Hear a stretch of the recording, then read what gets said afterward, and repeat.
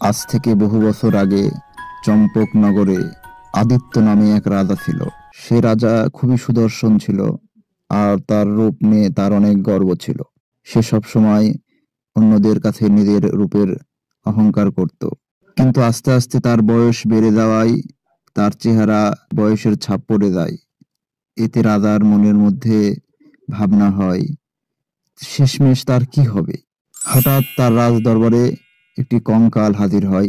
কঙ্কাল রাজাকে বলে, আপনার শেষ পরিণতি আপনার চোখের সামনেই দেখতে পাচ্ছেন। তখন রাজা কঙ্কালকে বলে, তার মানে মৃত্যুর পরে শুধু কি হাড়ই অবশিষ্ট থাকে? কঙ্কাল বলল, হ্যাঁ, আপনার শরীরের কোনো মাংস থাকবে না, যা অবশিষ্ট থাকবে তা শুধু হাড়। সুতরাং এই পৃথিবীতে রূপের গৌরব করার মধ্যে কোনো সার্থকতা নেই। রাজা ও কঙ্কালের এই গল্পের মাধ্যমে ছোট্ট বন্ধুরা, তোমরা কি শিখলে?